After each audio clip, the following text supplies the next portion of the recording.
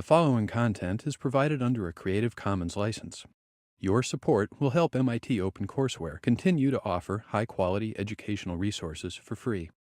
To make a donation or view additional materials from hundreds of MIT courses, visit MIT OpenCourseware at ocw.mit.edu. Good morning. Try it again. Good morning. Good morning. Thank you. This is 600, also known as Introduction to Computer Science and Programming. My name is Eric Grimson.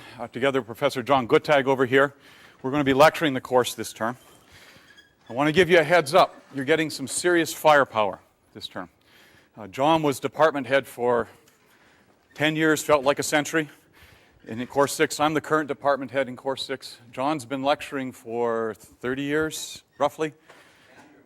All right, I'm the young guy. I've only been lecturing for 25 years. You can tell I have less gray hair than he does. What I'm trying to say to you is we take this course really seriously. We hope you do as well. But we think it's really important for the department to help everybody learn about computation, and that's what this course is about. What I want to do today is three things. I'm going to start, actually I shouldn't say start, I'm going to do it in the middle, a little bit of administrivia, the kinds of things you need to know about how we're going to run the course. I want to talk about the goals of the course, what it is you'll be able to do at the end of this course when you get through it. And then I want to begin talking about the concepts and tools of computational thinking, which is what we're primarily going to focus on here. We're going to try and help you learn how to think like a computer scientist, and we're going to begin talking about that towards the end of this lecture, and of course throughout the rest of the lectures that carry on. All right, let's start with the goals. And I'm going to give you goals in two levels. The strategic goals are the following. We want to help prepare freshmen and sophomores who are interested in majoring in Course 6 to get an easy entry into the department, especially for those students who don't have a lot of prior programming experience. If you're in that category, don't panic, you're going to get it. We're going to help you ramp in, and you'll certainly be able to start the Course 6 curriculum and do just fine and still finish on target. We don't expect everybody to be a Course 6 major, contrary to popular opinion. So for those of you not in that category, the second thing we want to do is we want to help students who don't plan to major in Course 6 to feel justifiably confident in their ability to write and read small pieces of code. For all students, what we want to do is we want to give you an understanding of the role computation can and cannot play in tackling technical problems, so that you will come away with a sense of what you can do, what you can't do, and what kinds of things you should use to tackle complex problems. And finally, we want to position all students so that you can easily, if you like, compete for things like UROPS and summer jobs, because you'll have an appropriate level of confidence and competence in your ability to do computational problem solving. So those are the strategic goals. Now, this course is primarily aimed at students who have little or no prior programming experience. As a consequence, we believe that no student here is underqualified for this course. You're all MIT students. You're all qualified to be here. But we also hope that there aren't any students here who are overqualified for this course. And what do I mean by that? If you've done a lot of prior programming, this is probably not the best course for you. And if you're in that category, I would please encourage you to talk to John or I after class about what your goals are, what kind of experience you have, and how we might find you a course that better meets your goals. Second reason we don't want overqualified students in the class. It sounds a little nasty, but the second reason is an overqualified student, somebody who's, I don't know, programmed for Google for the last 5 years, is going to have an easy time in this course, but we don't want such a student accidentally intimidating the rest of you. We don't want you to feel inadequate when you're simply inexperienced. And so it really is a course aimed at students with little or no prior programming experience. And again, if you're not in that category, talk to John or I after class, and we'll help you figure out where you might want to go. Okay, those are the top level goals of the course. Let's talk sort of at a more tactical level about what do we want you to know in this course? What do we want you to be able to do by the time you leave this course? So here are the skills that we would like you to acquire. All right, the first skill we want you to acquire is we want you to be able to use the basic tools of computational thinking to write small-scale programs. We're going to keep coming back to that idea, but I'm going to call it computational thinking. And that's so you can write small pieces of code. And small is not derogatory here, by the way. It just says the size of things you're going to be able to do. Second skill we want you to have at the end of this course is the ability to use a vocabulary of computational tools in order to be able to understand programs written by others. So you're going to be able to write, you're going to be able to read.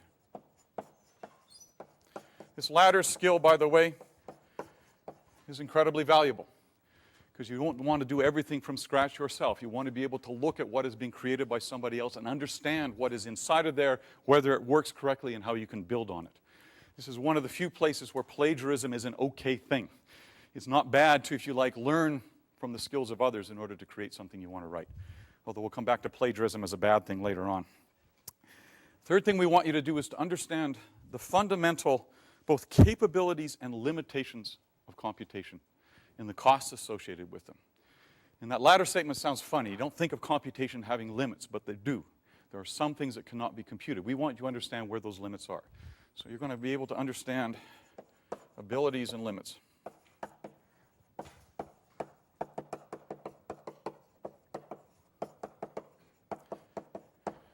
And then finally, the last tactical skill that you're going to get out of this course is you're going to have the ability to map scientific problems into a computational framework. So you're going to be able to take a description of a problem and map it into something computational. Now, if you think about it, boy, this sounds like grammar school. We're going to teach you to read. We're going to teach you to write. We're going to teach you to understand what you can and cannot do. And most importantly, we're going to try and give you the start of an ability to take a description of a problem from some other domain and figure out how to map it into that domain of computation so you can do the reading and writing that you want to do. Okay, in a few minutes, we're going to start talking then about what is computation, how are we going to start building those tools, but that's what you should take away. That's what you're going to gain out of this course by the time you're done. Now, let me take a sidebar for about 5 minutes to talk about course administration, the administrivia, things that we're going to do in the course, just so you know what the rules are. All right, so the class is 2 hours of lecture a week. You obviously know where and you know when, because you're here. Tuesdays and Thursdays at 11. 1 hour of recitation a week on Fridays, and we'll come back in a second to how you're going to get set up for that. And 9 hours a week of outside the class work. Those 9 hours are going to be primarily working on problem sets, and all the problem sets are going to involve programming in Python, which is the language we're going to be using this term. Now, one of the things you're going to see is the first problem sets are pretty easy. Actually, that's probably wrong, John, right? They're very easy. And we're going to ramp up. By the time we get to the end of the term, you're going to be dealing with some fairly complex things. So one of the things you're going to see is we're going to make heavy use of libraries or code written by others. It'll allow you to tackle interesting problems without having to write from scratch. But it does mean that this skill here is going to be really valuable. You need to be able to read that code and understand it, as well as write your own. Okay, 2 quizzes during the term. The dates have already been scheduled. John, I forgot to look them up. I think it's October 2nd and November 4th. It'll be on the course website. My point is, go check the course website, which, by the way, is right there. If you know you have a conflict with one of those quiz dates now, please see John or I right away. We'll arrange something ahead of time. But if the reason I'm saying that is, you know that you're getting married that day, for example, we will excuse you from the quiz to get married. We'll expect you to come right back to do the quiz, by the way, but boy, tough crowd. All right. If you have a conflict, please let us know. Second thing is, if you have an MIT documented special need for taking quizzes, please see John or I well in advance, at least 2 weeks before the quiz. Again, we'll arrange for this, but you need to give us enough warning so that we can deal with that. Okay, the quizzes are open book. This course is not about memory. It's not how well you can memorize facts. In fact, I think both John and I are a little sensitive to memory tests given our age, right, John? This is not about how you memorize things, it's about how you think. So they're open note, open book, and it's really going to test your ability to think. The grades for the course will be assigned roughly, and I use the word roughly because we reserve the right to move these numbers around a little bit, but basically in the following percentages. 55% of your grade comes from the problem sets. The other 45 come from the quizzes. And I should have said there's 2 quizzes in a final exam. I forgot that, a final exam during final period. So the quiz percentages are 10, 15, and 20%, which makes up the other 45. Okay, other administrivia. Let me just look through my list here. First problem set 0 has already been posted. This is a really easy, well, we intend it to be a really easy problem set. It's basically to get you to load up Python on your machine and make sure you understand how to interact with it. The first problem set will be posted shortly. It's also pretty boring, somewhat like my lectures, but not John's. And that means, we want you just to get going on things. Don't worry, we're going to make them more interesting as you go along. Nonetheless, I want to stress that none of these problem sets are intended to be lethal.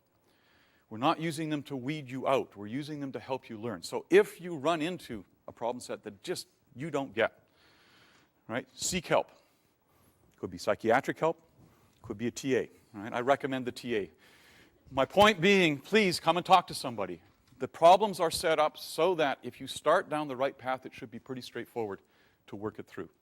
If you start down a plausible but incorrect path, you can sometimes find yourself stuck in the weeds somewhere, and we want to bring you back in. So part of the goal here is this should not be an grueling, exhausting kind of test. It's really something that should be helping you learn the material. If you need help, ask John, myself, or the TAs. That's what we're here for. Okay, we're going to run primarily a paperless subject. That's why the website is there. Please check it. That's where everything's going to be posted in terms of things you need to know. And in particular, please go to it today. You will find a form there that you need to fill out to register for, or sign up for, rather, a recitation. Recitations are on Friday. Right now we have them scheduled at 9, 10, 11, 12, 1, and 2. We may drop one of the recitations, just depending on course size. All right? So we reserve the right, unfortunately, to have to move you around. My guess is that 9 is not going to be a tremendously popular time, but maybe you'll surprise me. Nonetheless, please go in and sign up. We will let you sign up for whichever recitation makes sense for you. Again, we reserve the right to move people around if we have to, just to balance load, but we want you to find something that fits your schedule rather than ours. Okay, other things. There is no required text. If you feel exposed without a textbook, and you really have to have a textbook, you'll find one recommended. Actually, I'm going to reuse that word, John, at least suggested on the course website. I don't think either of us are thrilled with the text. It's the best we've probably found for Python. It's okay. If you need it, it's there. But we're going to basically not rely on any specific text. All right, related to that, attendance here is obviously not mandatory. You ain't in high school anymore. I think both of us would love to see your smiling faces, or at least your faces, even if you're not smiling at us every day.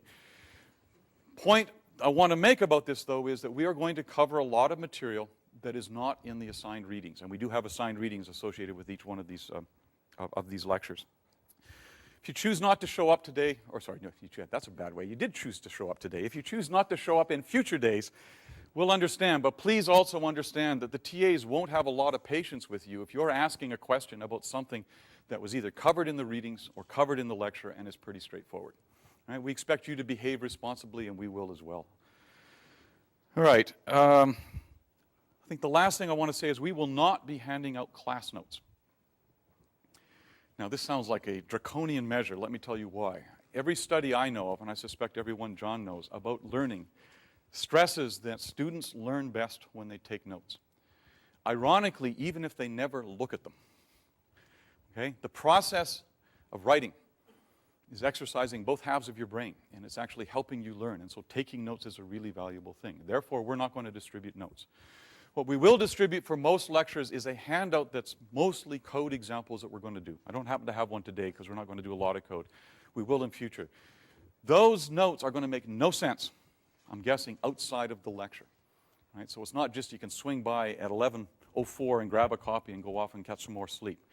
What we recommend is you use those notes to take your own annotations to help you understand what's going on, but we're not going to provide class notes. We want you to take your own notes to help you, if you like, spur your own learning process. All right, and then finally, I want to stress that John, myself, all of the staff, our job is to help you learn. That's what we're here for. That's what we get excited about. If you're stuck, if you're struggling, if you're not certain about something, please ask. We're not mind readers. We can't tell when you're struggling other than sort of seeing the expression on your face. Right? We need your help in identifying that, but all of the TAs, many of whom are sitting down in the front row over here, are here to help, so come and ask. At the same time, remember that they're students too. And if you come and ask a question that you could have easily answered by doing the reading, coming to lecture, or using Google, they're going to have less patience. But helping you understand things that really are a conceptual difficulty is what they're here for and what we're here for. So please come and talk to us. Okay. That takes care of the administrivia preamble. John, things we add? Two more quick things. This semester, the class is being videotaped for OpenCourseWare. If any of you don't want your image recorded and posted on the web, you're supposed to sit in the back 3 rows. Thank you, I forgot. Because the camera may pan. I think you're all very good looking and give MIT a good image, so please feel free to be filmed. I'll turn around, so if you want to move to the back, I won't see who moves. All right, great. Thank you, John. So the other thing I want to mention is recitations are also very important. We will be covering material and recitations that are not in the lectures, not in the reading, and we do expect you to attend the recitations. Great, thanks, John. Any questions about the administrivia? I know it's boring, but we need to do it so you know what the ground rules are. Good. Okay, let's talk about computation. As I said, our strategic goal, our tactical goals are to help you think like a computer scientist.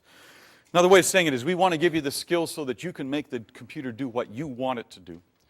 And we hope that at the end of the class, every time you're confronted with some technical problem, one of your first instincts is going to be, how do I write a piece of code that's going to help me solve that?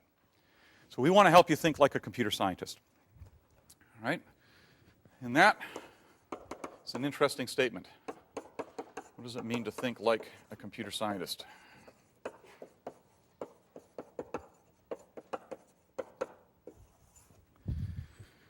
Well, let's see.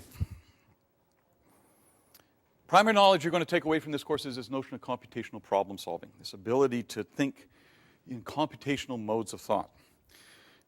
And unlike in a lot of introductory courses, as a consequence, having the ability to memorize is not going to help you. It's really learning those notions of the tools that you want to use.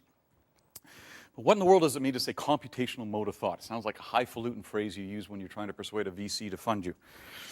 All right? So to answer this, we really have to ask a different question, or related question. So what's computation? Sounds like a strange statement, right? What is computation?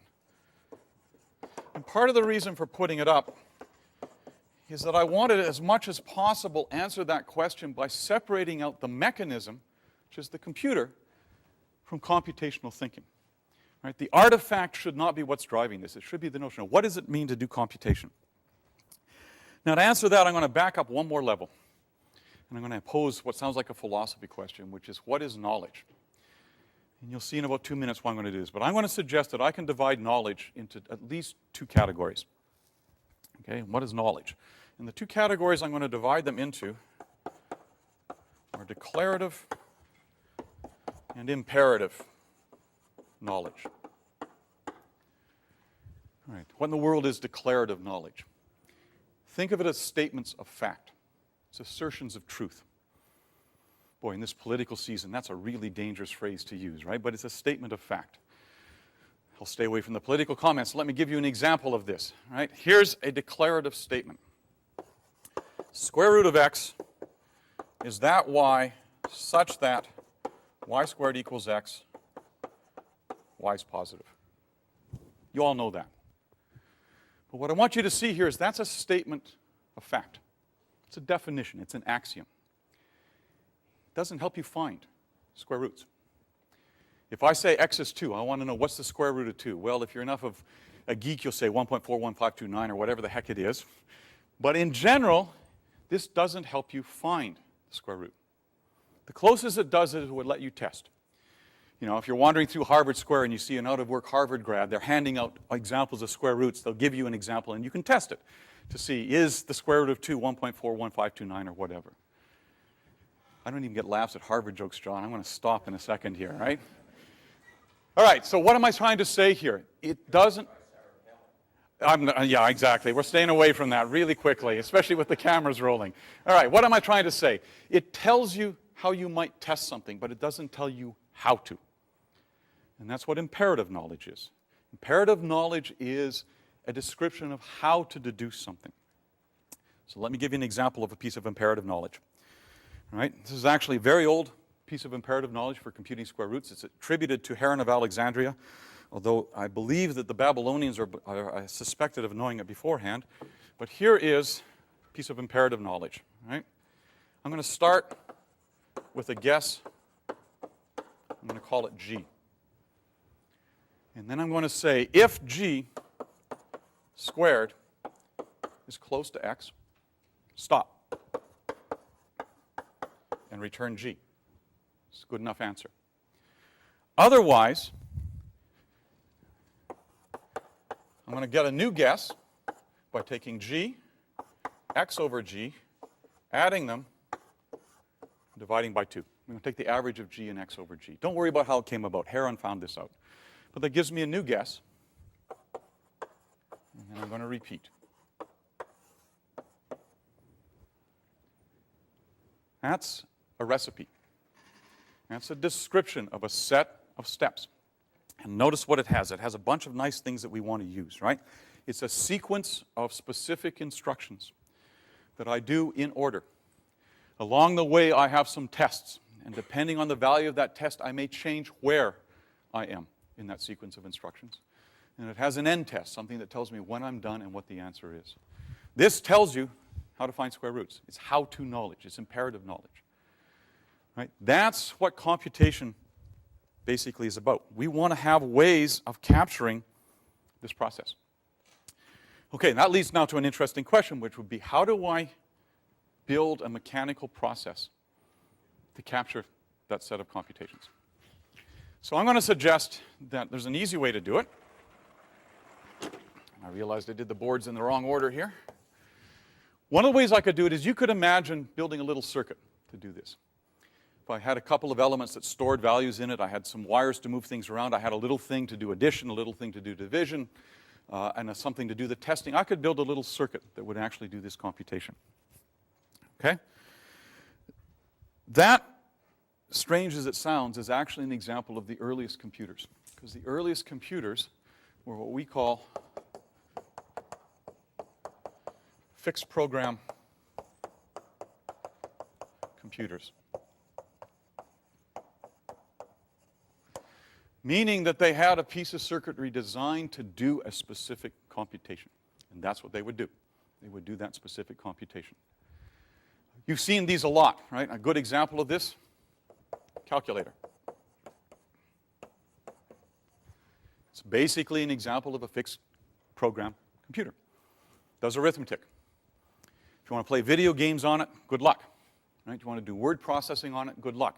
It's designed to do a specific thing. It's a fixed program computer. In fact, a lot of the other really interesting early ones similarly have this flavor. Just to give you an example, I never know how to pronounce this, Atanasoff, 1941. One of the earliest computational things was a thing designed by a guy named Atanasoff. It basically solved linear equations.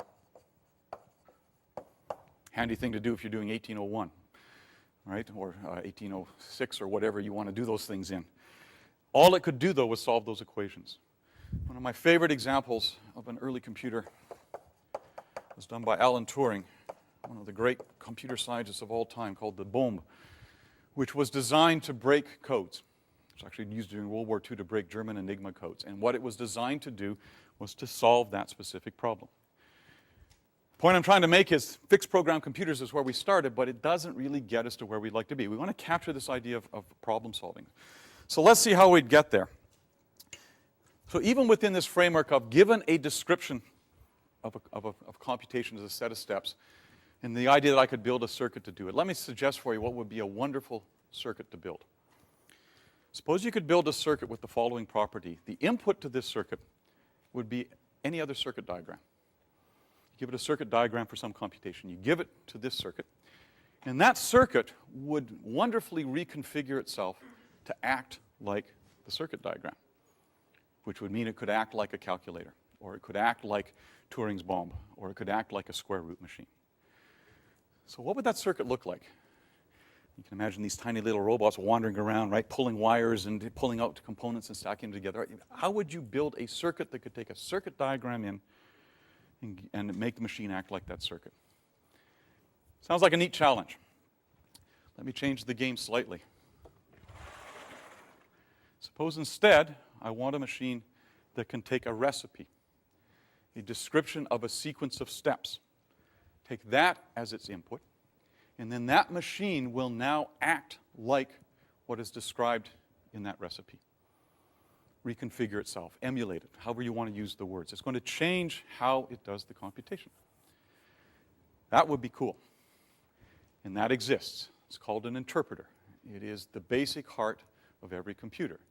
And what it is doing is saying, change the game. This is now an example of a stored program computer. And what that means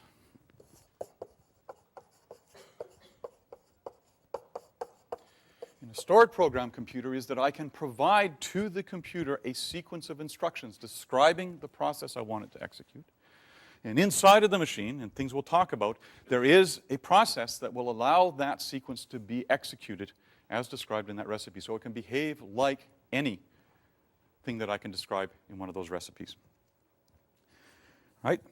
That actually seems like a really nice thing to have. And so let me show you what that would basically look like. Right? Inside of a stored program computer, we would have the following. We have a memory. It's connected to two things, a control unit and what's called an ALU, an arithmetic logic unit. And this can take in input and spit out output. And inside this stored program computer, you have the following. You have a sequence of instructions. And these all get stored in there. Notice the difference. The recipe, the sequence of instructions is actually getting read in and is treated just like data. It's inside the memory of the machine, which means we have access to it. We can change it. We can use it to build new pieces of code, as well as we can interpret it. One other piece that goes into this computer, I never remember where to put the PC, John. Control? ALU, separate? I'll put it separate. We have a thing called a program counter. And here's the basis of the computation. That program counter points to some location in memory, typically to the first instruction in the sequence. And those instructions, by the way, are very simple. They're things like take the value out of two places in memory and run them through the multiplier in here, a little piece of circuitry, and stick them back into some place in memory. Or take this value out of memory, run it through some other simple operation, stick it back in memory. Having executed this instruction, that counter goes up by 1 and we move to the next one. We execute that instruction, we move to the next one. Oh yeah, it looks a whole lot like that. Some of those instructions will involve tests. They'll say, is something true? And if the test is true, it will change the value of this program counter to point to some other place in the memory, some other point in that sequence of instructions, and you'll keep processing. Eventually, you hopefully stop, and a value gets spit out, and you're done. That's the heart of a computer. Now, that's a slight misstatement. The process to control it is intriguing and interesting, but the heart of the computer is simply this notion that we build our descriptions, our recipes on a sequence of primitive instructions, and then we have a flow of control. And that flow of control is what I just described, as moving through a sequence of instructions, occasionally changing where we are as we move around. Okay. The thing I want you to take away from this, then, is to think of this as, this is, if you like, a recipe. And that's really what a program is.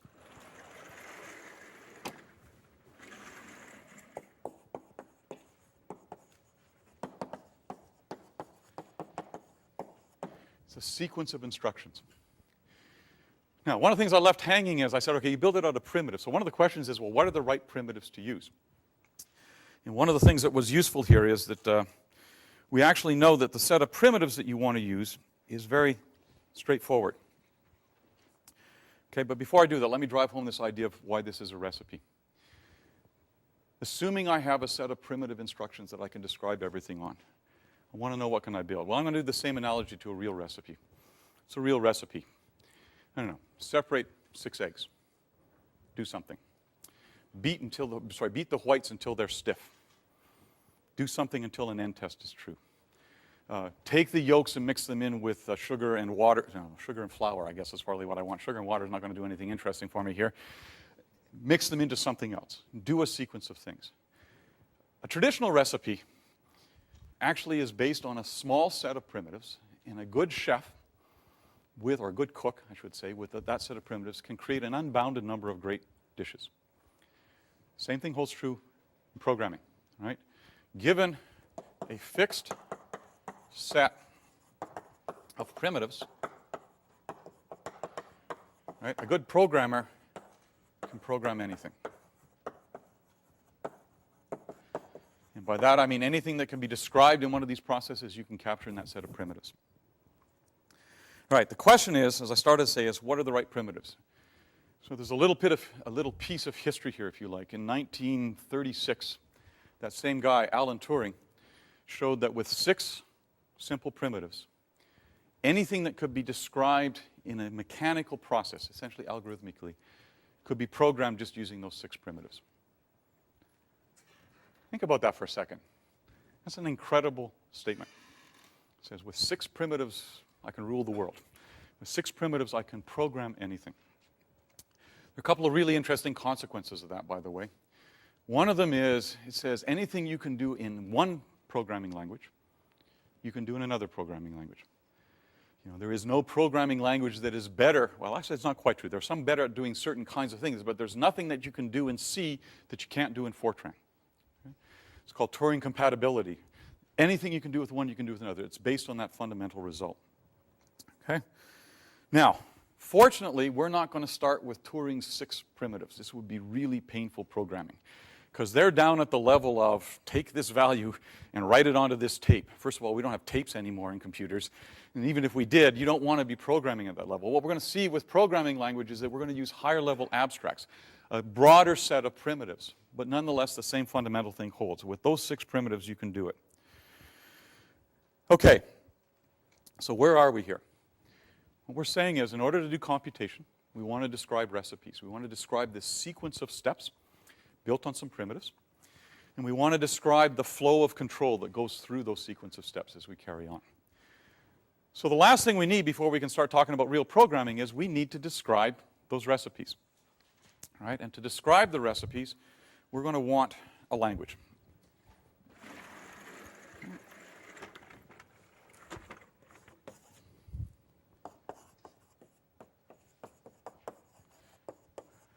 We need to know not only what are the primitives, but how do we make things meaningful in that language.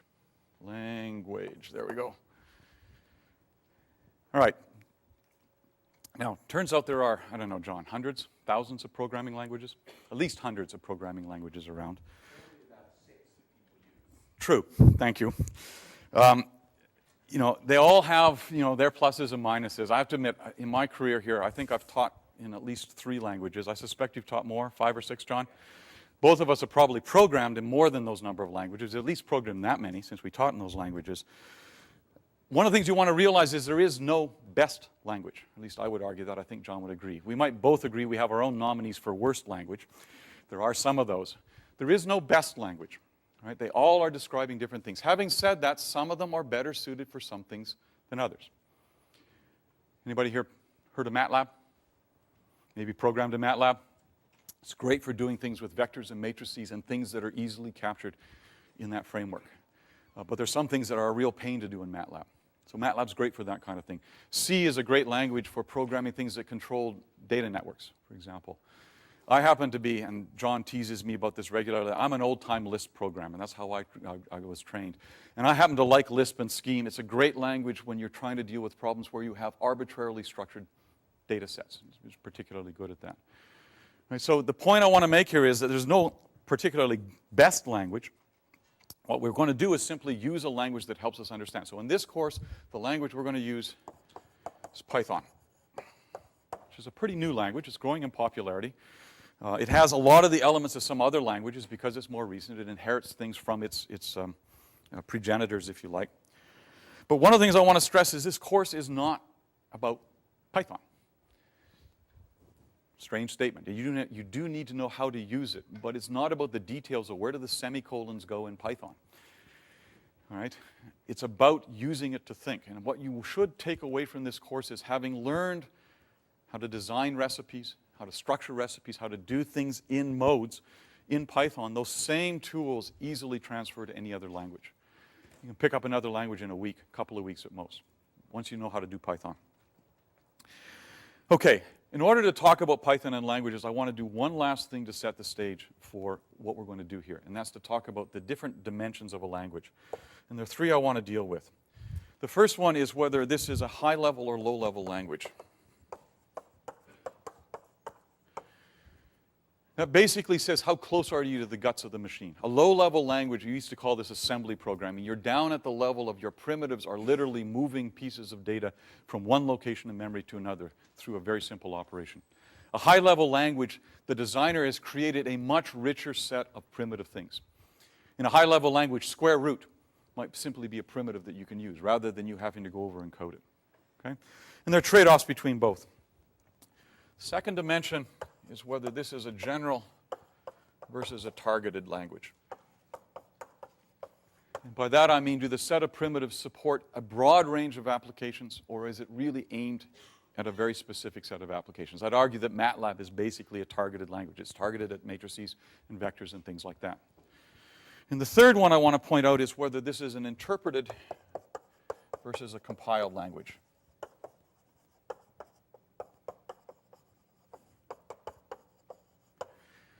What that basically says is the following. In an interpreted language, you take what's called the source code, the thing you write.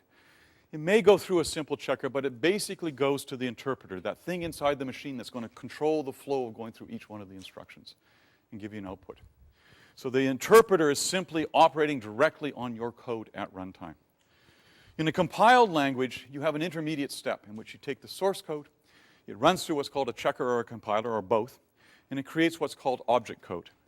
And that does two things. One, it helps catch bugs in your code. And secondly, it often converts it into a more efficient sequence of instructions before you actually go off and run it. Right? And there's trade-offs between both. I mean, an interpreted language is often easier to debug because you can still see your raw code there, but it's not always as fast. A compiled language is usually much faster in terms of its execution. And it's one of the things that you may want to trade off.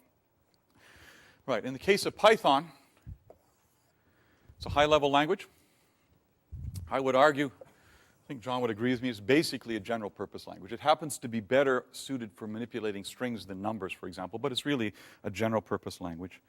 And it's primarily, I shouldn't say primarily, it is an interpreted language. Okay? As a consequence, it's not as good at helping debug, but it does let you, sorry, it's the wrong way of saying it. It's not as good at catching some things before you run them. It is easier sometimes in debugging as you go along on the fly. Okay, so what does Python look like? In order to talk about Python, actually I'm going to do it this way. We need to talk about how to write things in Python. Again, let me back up slightly and set the stage. Our goal is to build recipes. You're all going to be great chefs by the time you're done here. All right? Our goal is to take problems and break them down into these computational steps, these sequence of instructions that allow us to capture that process. To do that, we need to describe not only what are the primitives, but how do we capture things legally in that language and interact with the computer. And so for that, we need a language. And we're about to start talking about the elements of the language, but to do that, we also need to separate out one last piece of distinction. Just like with a natural language, we're going to separate out syntax versus semantics. So what's syntax? Syntax basically says, what are the legal expressions in this language?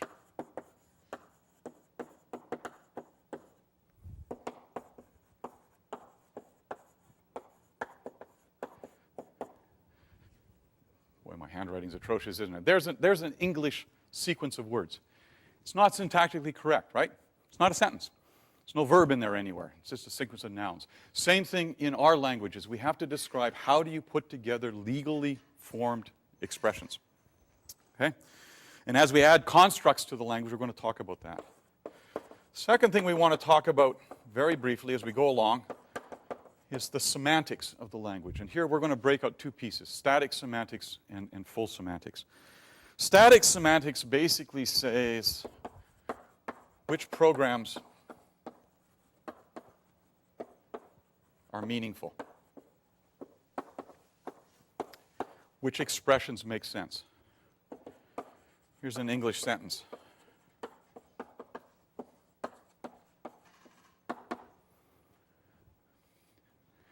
It's syntactically correct, right? Noun phrase, verb, noun phrase.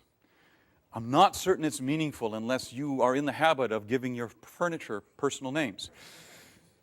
What's the point? Again, you can have things that are syntactically legal but not semantically meaningful. And static semantics is going to be a way of helping us decide what expressions, what pieces of code actually have real meaning to it.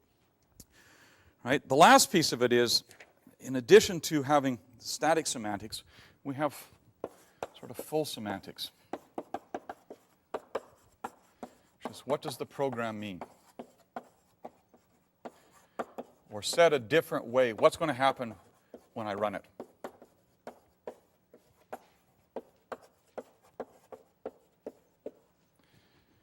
That's the meaning of the expression. That's what you want, right? You want to know what's the meaning of this piece of code. When I run it, what's going to happen? That's what I want to build.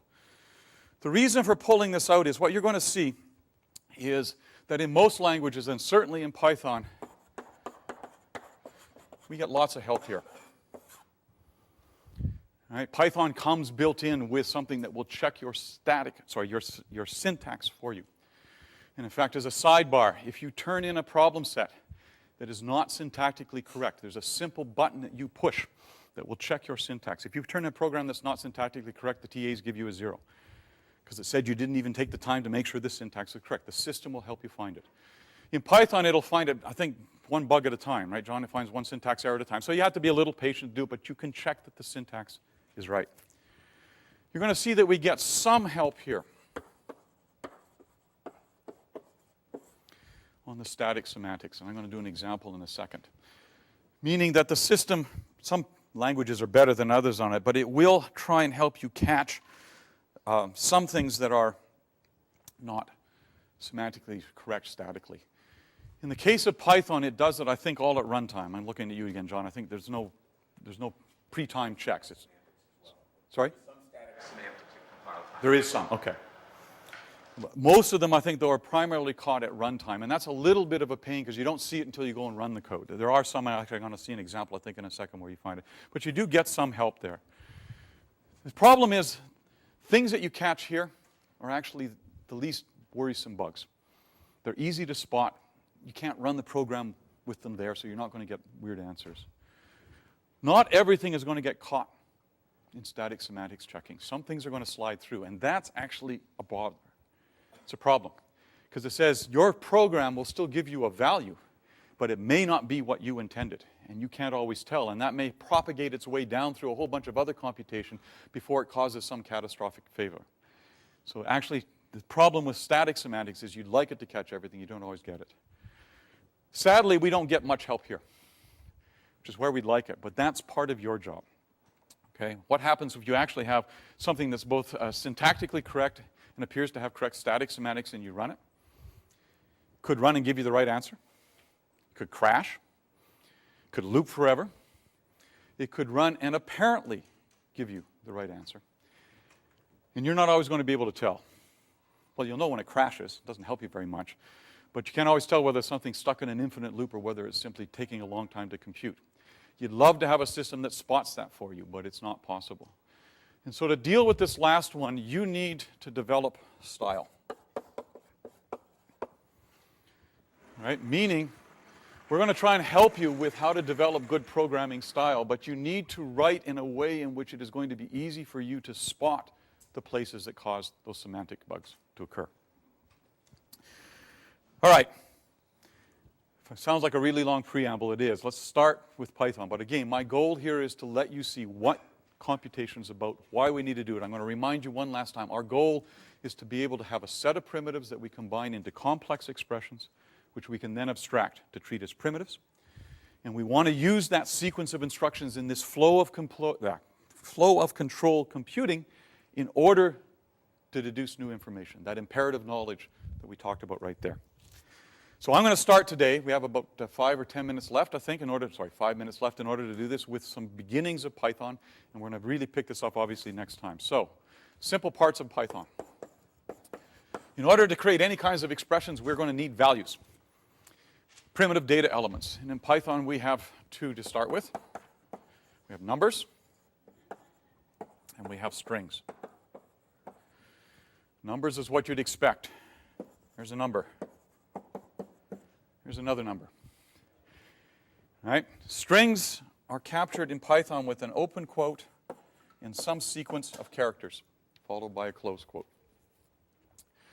Associated with every data type in Python is a type, which identifies the kind of thing it is. Some of these are obvious. Strings are just a type on their own. But for numbers, for example, we can have a variety of types. So this is something that we would call an integer, or an int. And this is something we would call a floating point, or a float. Or if you want to think of it as a real number. And there's some others that we can see. We're going to build up this taxonomy, if you like, but the reason it's relevant is associated with each one of those types is a set of operators that expect certain types of input in order to do their job. And given those types of input, we'll give back output. All right, in order to deal with this, let me show you an example. I'm going to hope that comes up. Great. What I have here is a Python shell. And I'm going to just show you some simple examples of how we start building expressions. And this will lead into what you're going to see next time as well as what you're going to do tomorrow. So, starting with this shell, I can type in expressions. Actually, let me back up and do this simply. I can type in a number. I get out the number. I can type in a string. I get back the string. Strings, by the way, can have spaces in them. They can have other characters. It's simply a sequence of things. And notice, by the way, that the string digit 5, digit 2 is different than the number 52. The quotes are around them to make that distinction. We're going to see why in a second. What I'm doing, by the way, here is I'm simply typing in expressions to that interpreter. It's using its set of rules to deduce the value and print them back out. Things I might like to do in here is I might like to do combinations of things with these. So we have associated with simple things, a set of operations. So for numbers, we have the things you'd expect, the arithmetics. And let me show you some examples of that. And actually, I'm going to do one other distinction here. What I've typed in, things like, well, let me start this way. There's an expression. And in Python, the expression is operand, operator, operand when we're doing simple expressions like this. And if I give it to the interpreter, it gives me back exactly what you'd expect, which is that value. Okay? The distinction I'm going to make is that's an expression. The interpreter is going to get a value for it. When we start building up code, we're going to use commands or statements, which are actually things that take a value and ask the computer to do something with it. So I can similarly do this, which is going to look strange because it's going to give me the same value back out, but it actually did a slightly different thing. And notice, by the way, when I typed it, how print showed up in a different color. That's the Python saying that is a command. That is a specific command to get the value of the expression and print it back out. When we start writing code, you're going to see that difference. So for now, don't worry about it. I just want to plant that idea. Okay, once we've got that, we can certainly, though, do things like this. Notice the quotes around it. And it treats it as a string. It's simply getting me back the value of that string, 52 times 7, rather than the value of it. Now, once we've got that, we can start doing things. And I'm going to use print here if I could type in order to just get into the, I can't type. Here we go. In order to get into the habit, I can print out a string. I can print out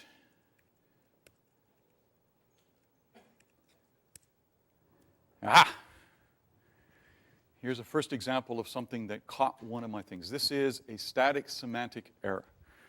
So what went on here? I gave it an expression that had an operator in there. It expected arithmetic types. But I gave it 2 strings. And so it's complaining at me, saying, you can't do this. I don't know how to take 2 strings and multiply them together. Unfortunately, John, you may disagree with me on this one. Unfortunately, in Python, you can, however, do things like this. What do you figure that's going to do? Look legal? The string 3 times the number 3. Well, it happens to give me 3 3s in a row. I hate this. I'm sorry, John. I hate this because this is overloading that multiplication operator with two different tasks. It's saying if you give me two numbers, I'll do the right thing. If you give me a number and a string, I'm going to concatenate them together. It's really different operations. But nonetheless, it's what it's going to do. And I can say this is a deep-seated religious difference between Eric and myself. There you go. You know, there will be a rebuttal phase a little later on, just like with the political debates. He likes it as a feature. I don't like it. You can tell he's not this programmer and I am. All right, I want to do just a couple of more quick examples. Here's another one. Aha, an example of a syntax error. Because 52A doesn't make sense. And you might say, wait a minute, isn't that a string? And the answer is no, I didn't say it's a string by putting quotes around it. And notice how the machine responds differently to it. In this case, it says this is a syntax error. And it's actually highlighting where it came from so I could go back and fix it. All right, let's do a couple of other simple examples. Right? I can do multiplication. I've already seen that. I can do addition, 3 plus 5. I can take something to a power, double star. It says take 3 to the 5th power. I can do division, right? Whoa, right? 3 divided by 5 is 0. Maybe in Bush I can, oh, I'm not going to do any political comments today. I will not say that, all right? What happened?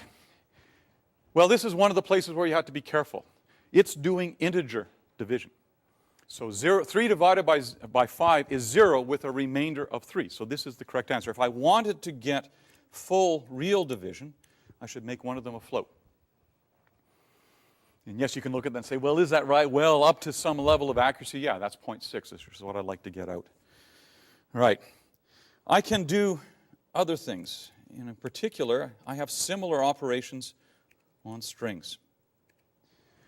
Okay, I can certainly print out strings, but I can actually add strings together. And if you, just as you saw, I can multiply strings, you can kind of guess what this is going to do. It is going to merge them together into one thing. I know I'm running you slightly over. I want to do one last example. I also want to be able to have variables to store things. And to do that, and this says if I have a value, I want to keep it around. To do that, I can do things like this.